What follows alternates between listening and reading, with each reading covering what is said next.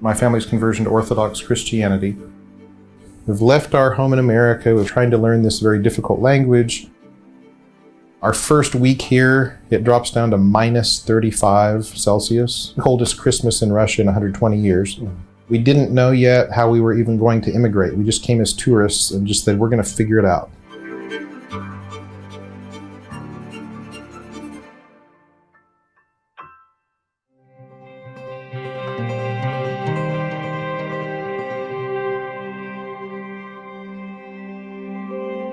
I think it started out not as, researching some place to move or even knowing a lot about Russia.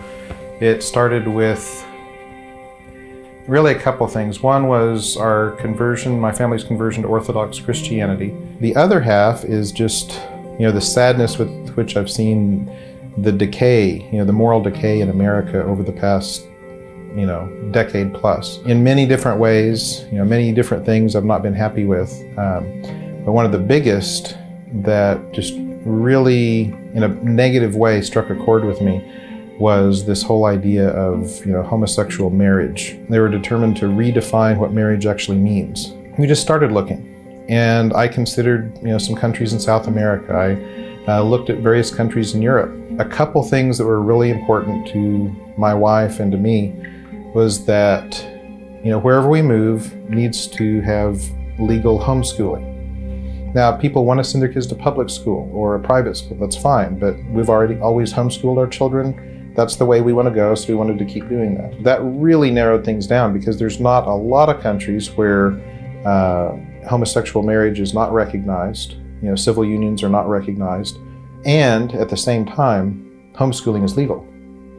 And so that, brought us down to a short list. I came here again. The third time I flew here, my wife and I decided we're moving, we're going. And came to the Rostov-Veliki area, not Rostov-on-Don, but Rostov-Veliki, which is about a 3-hour drive north of Moscow. Fell in love with the place. It's a city that is more than 1,100 years old, which is just mind-boggling to me. In America, if you can find a 200-year-old building, it's like this ancient artifact. And they have pubs and dachas here that are far older than that. There's literally 5 Orthodox Christian monasteries just in the city limits of Rostov. Now there's more outside it, but just in the city limits of this little city of 30,000 people, there's 5 Orthodox Christian monasteries. That's more than there are in Texas. Texas, which is where I lived 24 years of my life, which I love, has 4 Orthodox monasteries in the whole state. And it's a state that's huge. It's the size of France. I've always been not the city mouse, but the country mouse. I like to be out where there's trees and land. And so I needed a place that had civilization, grocery stores, gas stations, but was far away from the big city. If I need to hop in a car and drive down the interstate, down to Moscow, I can do it, no big deal. I can drive 1 hour up to Yaroslavl, more than 500,000 people. Any stores I need, they're there. But just for my day-to-day life, I like the slow pace. I like, living on an acre of land, having a tractor, planting a garden, and just being able to live our lives quietly and in peace. We're in America. We had several acres of land and about a 2,000 square foot house. Now we have 1 acre of land and a 1,700 square foot house. So it's not bad.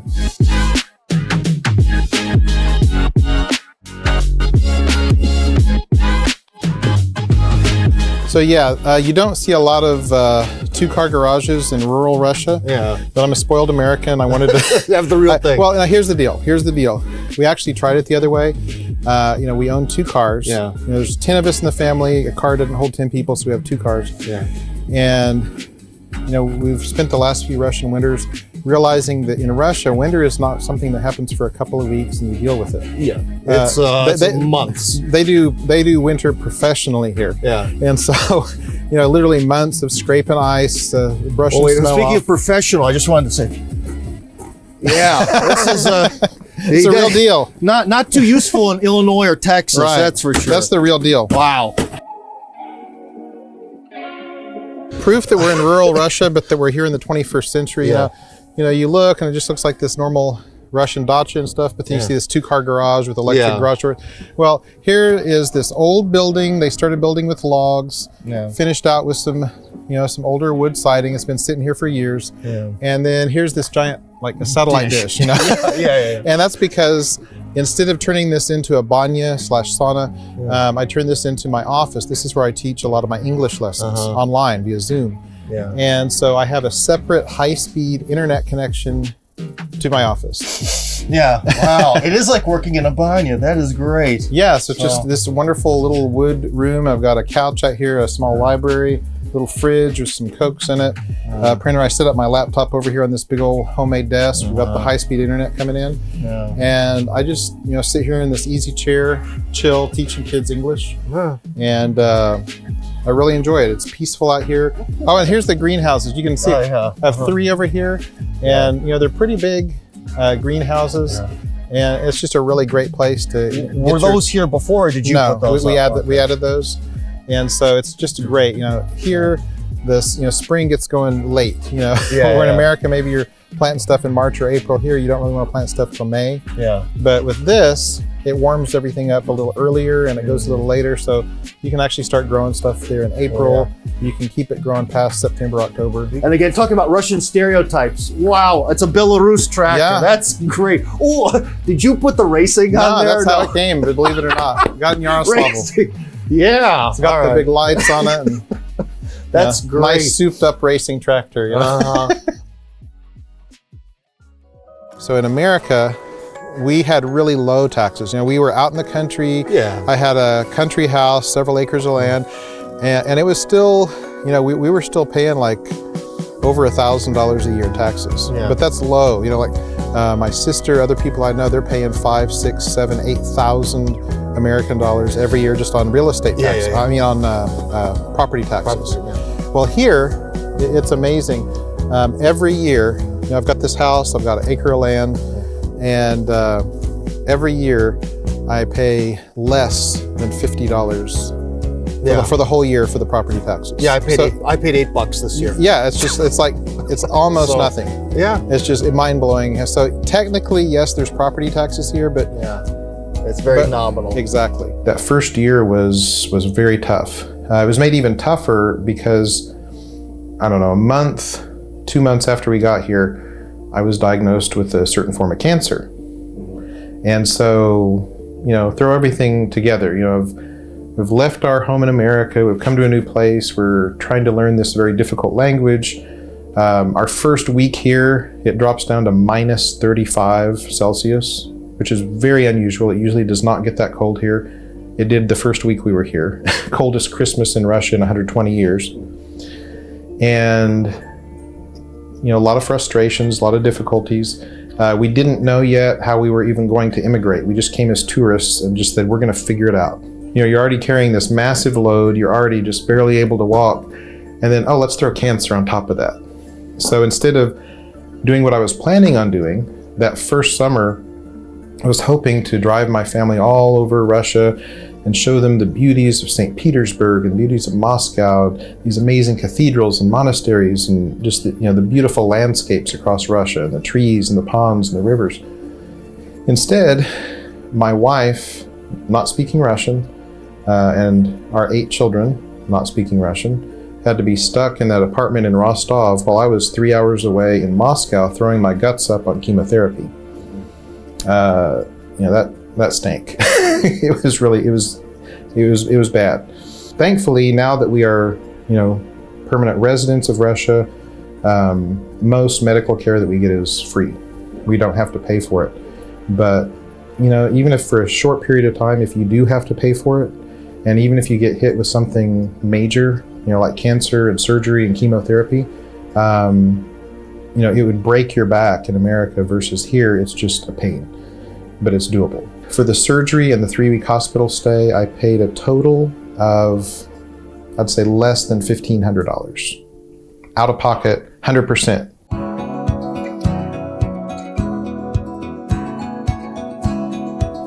While in America, I was a computer engineer for 20 years, close to 20 years. And so our income came from the computer work that I did. And then I basically was a priest for free. The bishop did ordain me as a deacon and then as a priest. And I served as a priest in America, but I was not getting paid for this. Most of what I do now is teach English. That's how we feed our family. And, so the church, the Russian Orthodox Church hasn't sent me any money, even to this day. They've warmly accepted me, but, even in Russia, if you want to make money as a priest, you're going to have to find a big enough congregation that's going to be able to support you. You can't go out in the middle of nowhere, a small church of maybe 15 or 20 people, and expect them to be able to support, a family of 10. And so, perhaps if I lived in Moscow, then they could put me in a church where it would be feasible for that to be my only job. But out here, we're basically doing the same thing that we did in America. I have a source of income, there's work that I do, but as a priest, I'm not doing it for the money. I'm doing it because I have faith in Christ, and this is how I want to serve God. I've got a bunch of students. I have dozens, maybe around 40 students currently that I teach just online via Zoom. And then there's nearly 100 kids in the 10th and 11th grade boarding school at Varnitsky Monastery, where I teach them sometimes online, and sometimes I go there and I teach them face to face.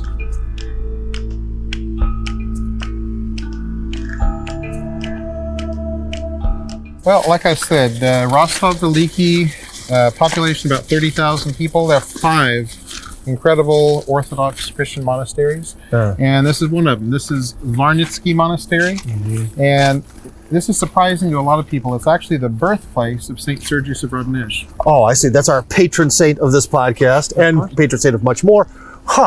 I didn't even know he was born here. Yeah. He when he was a little older, his family moved to Radonezh, but he was actually born right here.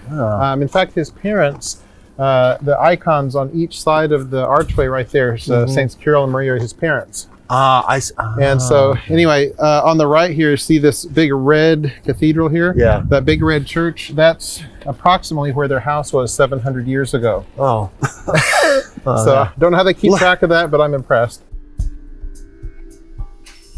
They have an incredible Orthodox Christian school here. So here in Rostov, you can go to public school, you can homeschool, or you can send your kids to the Orthodox school here, which is free of charge. They don't charge for it. And the final 2 grades of high school, 10th grade and 11th grade, is a world-class boarding school for boys. It's unbelievable. They send boys here from all over the country. They test, the best ones get to stay here. And it's almost like a prep school. A lot of the boys that complete their studies here end up going straight into seminary and going through flying colors. A number of them are already clergy in the church now. And so for those 2 grades, 10th grade and 11th grade for the boarding school, I come here and I teach English. Nearly 100 students.